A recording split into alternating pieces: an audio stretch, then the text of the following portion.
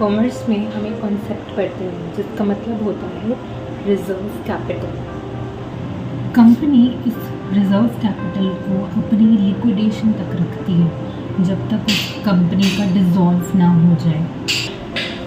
Company ने कुछ पैसे शेयर्स के रूप में लोगों से लिए होते हैं, लेकिन वो सारा का सारा कैपिटल जो है, सारा का सारा पैसा जो है वो एक ही टाइम पे शेयर होल्डर से नहीं मिलती है।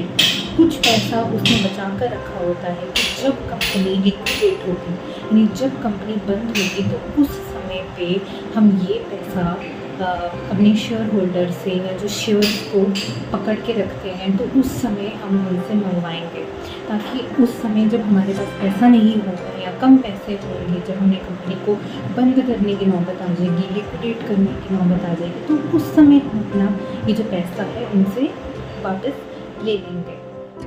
The non-permanent appearance of happiness and distress and their disappearance in due course are like the appearance and disappearance of winter and summer seasons. They arise from sense perception, O shine of Bharat, and one must learn to tolerate them without being disturbed. कभी मान लेते हैं कि कोई चीज़ जो हमारे पास है या कोई चीज़ जो हम कर रहे हैं या जैसे भी है, तो वो हमारे पास कहीं ना कहीं परमानेंट पोजीशन के लिए है, परमानेंट उसका नेचर है। हमारे घर में मिस्त्रियों का काम लगा हुआ है, शोर वगैरह तो आया ही होगा। तो जब मैं अपनी छत पे गई तो थोड़े बहुत चेंजेस हो चुके हैं हमारे छत पे, तो जिस वजह से मैं रोज़ जो डेली वॉक करती हूँ, तो जैसा मुझे नज़ारा देखने को मिलता है हर बार, वो वैसा अब नहीं चल रहा। तो कहीं ना मुझे बहुत डिसरप्ट सा कर रहा था, परेशान सा करने लग गया।